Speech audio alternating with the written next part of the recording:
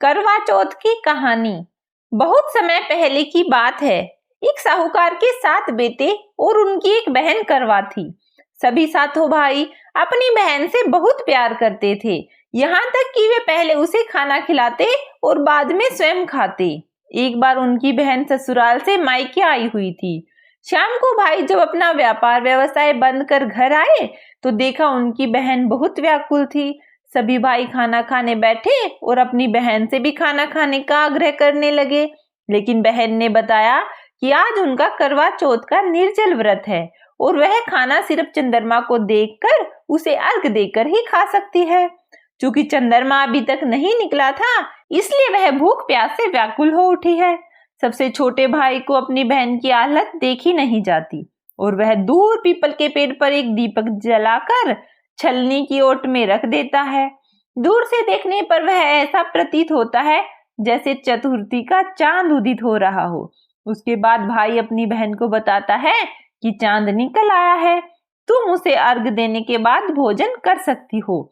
बहन खुशी के मारे सीढ़ियों पर चढ़कर चांद को देखती है, उसे अर्घ देकर खाना खाने बैठ जाती है। वह पहला टुकड़ा मुंह में डालती है तो उसे छींक आ जाती है, दूसरा टुकड़ा डालती है तो उसमें बाल निकल आता है और जैसे ही वह तीसरा टुकड़ा मुंह में डालने की कोशिश करती है, उसके पति की मृत्यु का समाचार उसे मिलता है। वह बौखला जाती है। उसकी भाभी उसे सच्चाई से अवगत कराती हैं कि उसके साथ ऐसा क्यों हुआ। करवा चौथ का व्रत गलत तरीके से टूटने के कारण देवता उससे नाराज हो गए हैं और उन्होंने ऐसा किया है। सच्चाई जानने के बाद करवा निश्चय करती है कि वह अपने पति का अंतिम संस्कार नहीं होने देगी और अपने अस्तित्व से उन्हें पुनर्जीवन दिलवा कर रहेगी। वह पूरे 1 साल तक अपने पति के शव के पास बैठी रहती है, उसकी देखभाल करती है। उसके ऊपर उगने वाली सुई नुमा घास को वह एकत्रित करती जाती है। 1 साल बाद फिर करवा चौथ का दिन आता है। उसकी सभी भाभियां करवा चौथ का व्रत रखती हैं। जब भाभियां उससे आशीर्वाद लेने आती हैं तो वह प्रत्येक भाभी से यम सुई ले लो, पिया सुई दे दो, मुझे भी अपनी जैसी सुहागिन बना दो, ऐसा आग्रह करती है। लेकिन हर बार भाभी उसे अगली भाभी से आग्रह करने का कह चली जाती है। इस प्रकार जब छठे नंबर की भाभी आती है तो करवा उससे भी यही बात दोहराती है। यह भाभी उसे बताती है कि चूंकि सबसे छोटे भाई की वजह से उसका व्रत टूटा था, अतः उसकी पत्नी में ही शक्ति है कि वह तुम्हारे पति को दोबारा जीवित कर सकती है। इसलिए जब वह आए तो तुम उसे पकड़ लेना और जब तक वह तुम्हारे पति को जिंदा न कर दे उसे नहीं छोड़ना।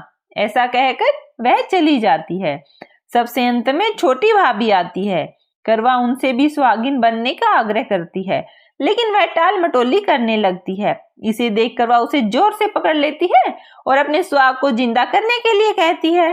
भाभी उसे छुड़ाने के लिए नोचती है, खसोटती है, लेकिन करवा नहीं छोड़ती है। अंत में उसकी तपस्या को देख भाभी पसीज जाती है और अपनी छोटी उंगली को चीरकर उसमें से अमृत उसके पति के मुंह में डाल देती है। करवा का पति तुरंत श्री गणेश कहता हुआ उठ बैठता है। इस प्रकार प्रभु की कृपा से उसकी छोटी भाभी के माध्यम से करवा को अपना सुहाग वापस मिल जाता है। हे गणेश जी भगवान, माँ गौरी, जिस प्रकार करवा को चिर सुहाग का वरदान मिला वैसा सब सुहागिनों को मिले।